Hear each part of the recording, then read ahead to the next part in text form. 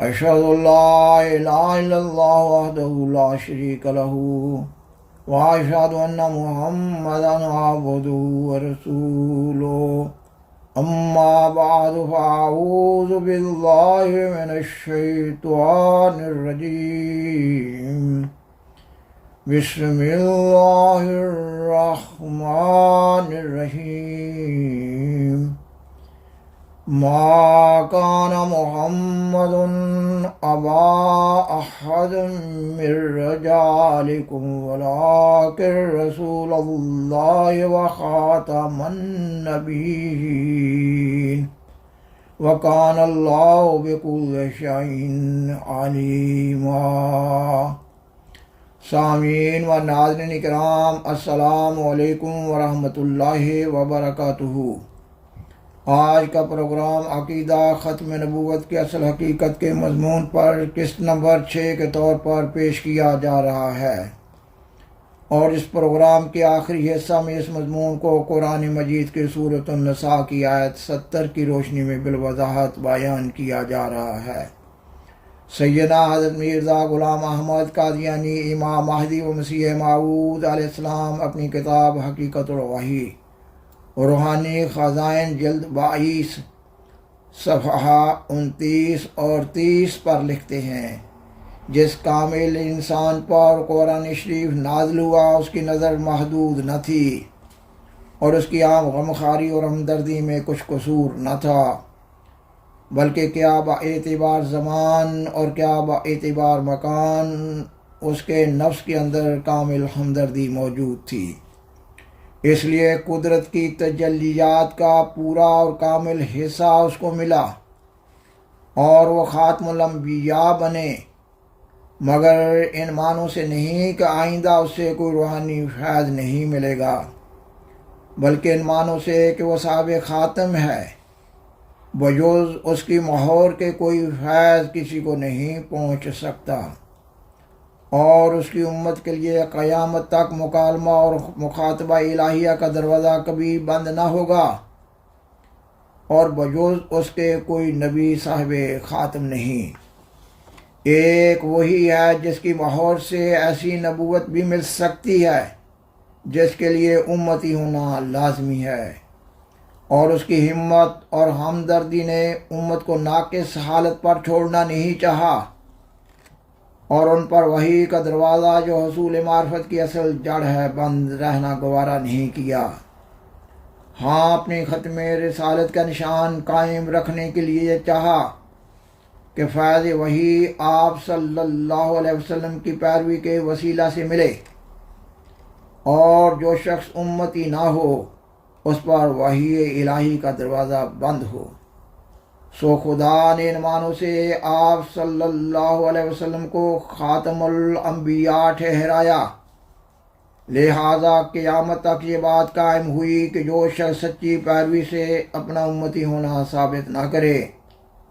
اور آپ صلی اللہ علیہ وسلم کی مطابقت میں اپنا تمام وجود محو نہ کرے، ایسا انسان قیامت تک نہ کوئی کامل وحی پا سکتا ہے اور نہ کامل ملہم ہو سکتا ہے، کیونکہ مستقل نبوت آن حضرت صلی اللہ علیہ وسلم پر ختم ہو گئی ہے، مگر ذلی نبوت جس کے معنی ہیں کہ محض فیض محمدی سے وحی پانا، وہ قیامت تک باقی رہے گی تا انسانوں کی تکمیل کا دروازہ بند نہ ہو، اور تا یہ نشان دنیا سے مٹ نہ جائے کہ حضرت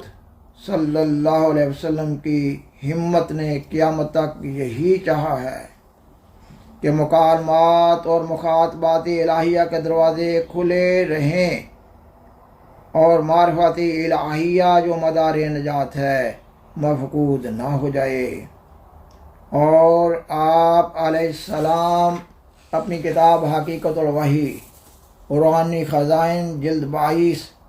صفحہ 101 پر مذکورہ مضمون کے تسلسل میں مزید لکھتے ہیں، یہ کس قدر ظلم ہے جو نادان مسلمانوں کا عقیدہ ہے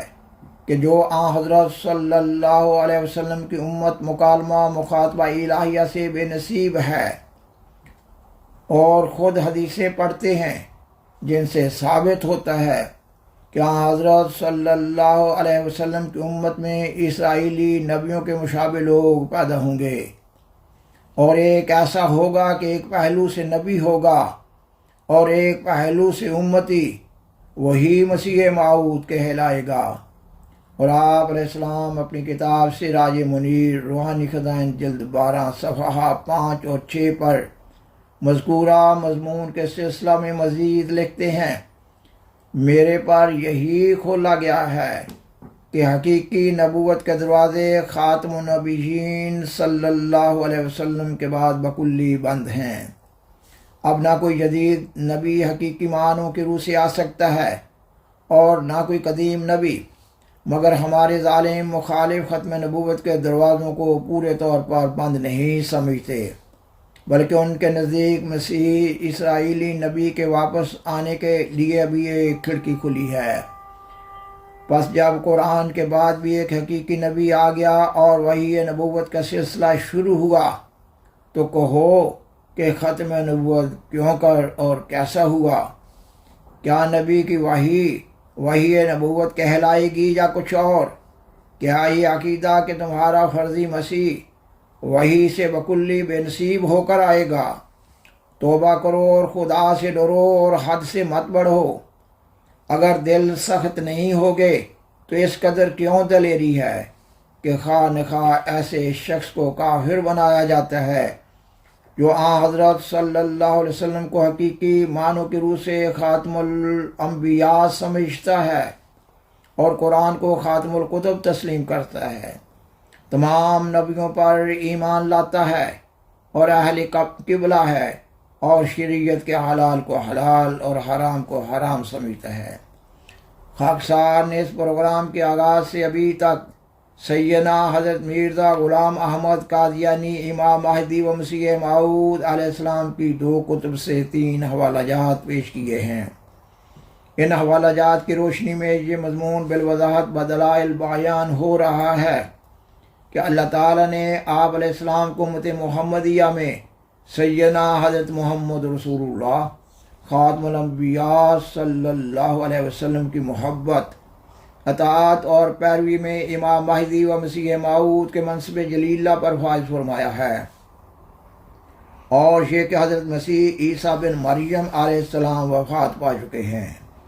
اور یہ کہ آپ علیہ السلام کو امت محمدیہ میں امتی نبی کے مقام پر فائز کیا گیا ہے، تاکہ موسوی سلسلہ اور محمدی سلسلہ میں باہم پوری مشابہت پیدا ہو جائے۔ سامعین و ناظرین کرام، سیدنا حضرت مسیح موعود علیہ السلام اپنی کتاب حقیقت الوحی روحانی خزائن جلد 22 صفحہ 100 پر لکھتے ہیں، کیونکہ اللہ جل شانہ نے آن حضرت صلی اللہ علیہ وسلم کو صاحب خاتم بنایا، یعنی آپ صلی اللہ علیہ وسلم کو حفاظہ کمال کے لیے مہر دی جو کسی اور نبی کو ہرگز نہیں دی گئی۔ اسی وجہ سے آپ صلی اللہ علیہ وسلم کا نام خاتم النبیین ٹھہرا، یعنی آپ صلی اللہ علیہ وسلم کی پیروی کمالات نبوت بخشتی ہے، اور آپ صلی اللہ علیہ وسلم کی توجہ روحانی نبی تراش ہے، اور یہ قوت قدسیہ کسی اور نبی کو نہیں ملی۔ قرآن مجید کی کئی ایک آیات میں ختم نبوت کی اصل حقیقت سے متعلق یہ مضمون بالوضاحت بیان ہو رہا ہے۔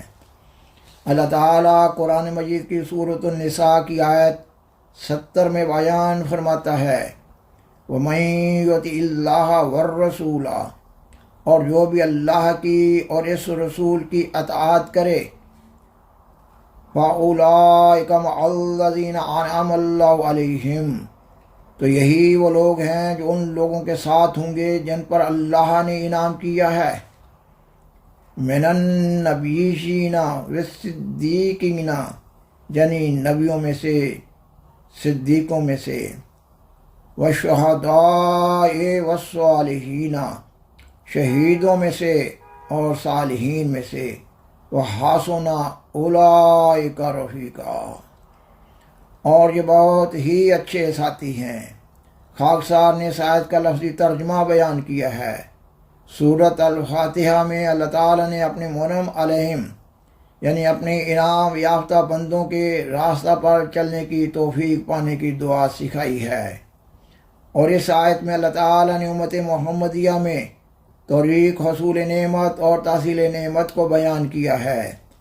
اللہ تعالیٰ فرماتا ہے کہ وہ بندے جو اللہ کی اور اس کے اس رسول یعنی محمد صلی اللہ علیہ وسلم کی اطاعت کریں گے وہ ان میں شامل ہو جائیں گے جن پر اللہ نے انعام کیا،